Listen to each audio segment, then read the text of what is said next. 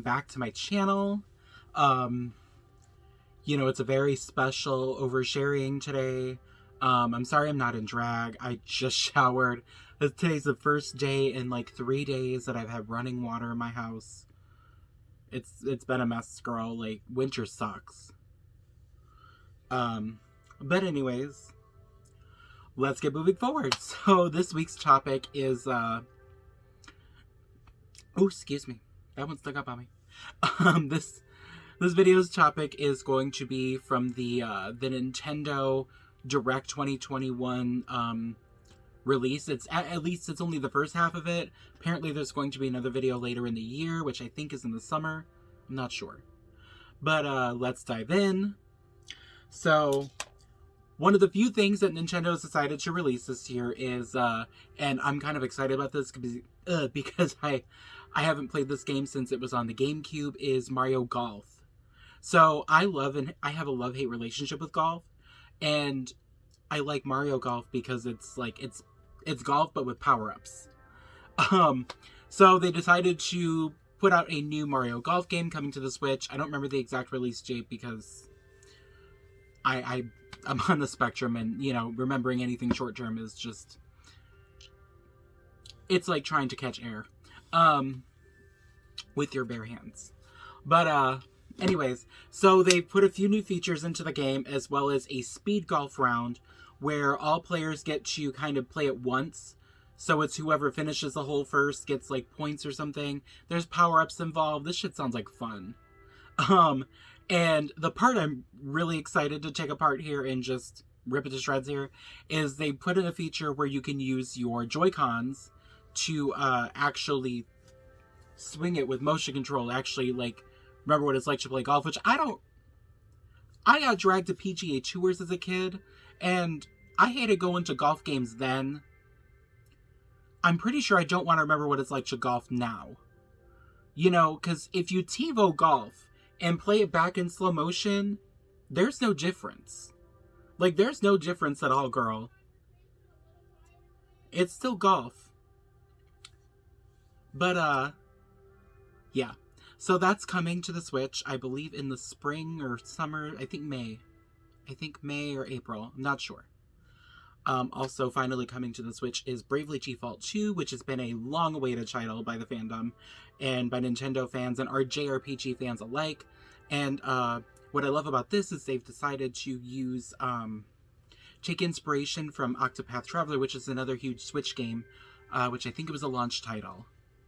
But it looks like a really fun game. I never got to play the first one because back in that time, JRPGs used to aggravate the shit out of me. Get out of there. Dog's trying to get into some garbage. He's being a bad boy.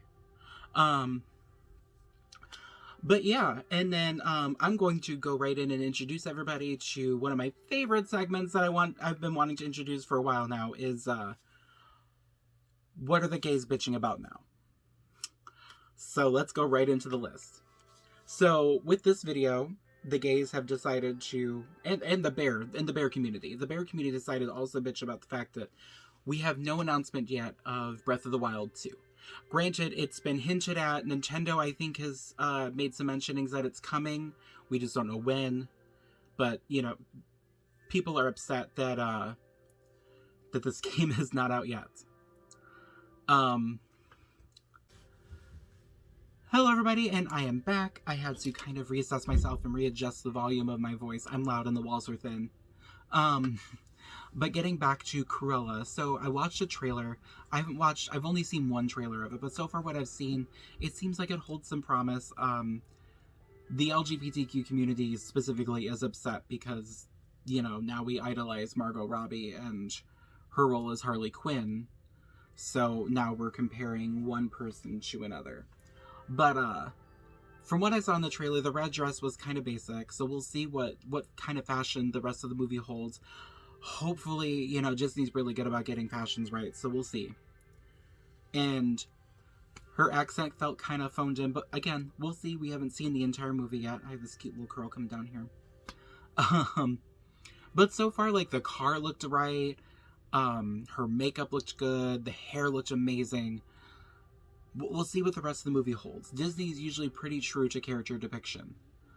And then scooting back over to Nintendo really quick. They've also decided to bring back Miitopia, which is a game based off of the Mii avatar that you create, which Mii's were originally created back when the Wii came out. So that way you had your own little avatar to play as for like their little games. So they have a whole RPG section of it, and you can form a whole party and do adventuring. It's very D&D style in terms of adventuring, but not as far as like the gameplay is concerned. However, your party members can get into arguments and start tussling. That tickled me. They also are bringing in more hair and makeup and, you know, outfit options. Hopefully that leans more towards a gender neutral approach, which they usually have. So hopefully it stays that way.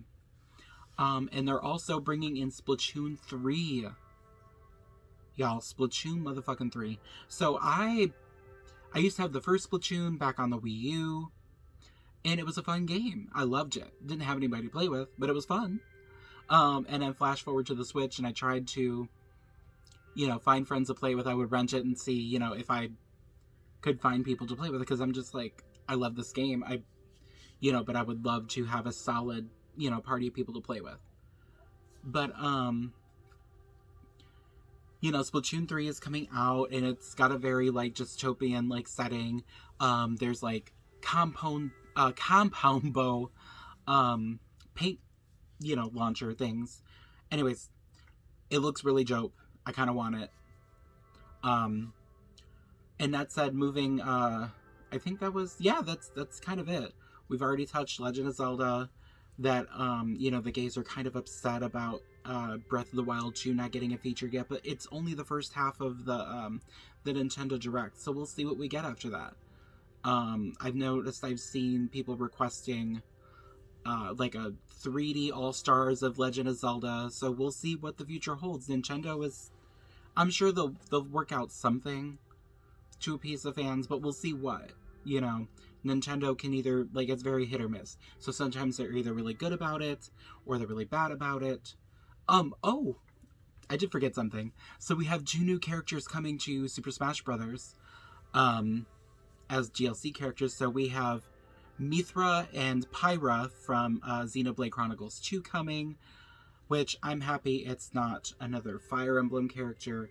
I'm happy it's not Minecraft Steve. I'm happy it's not Min Min.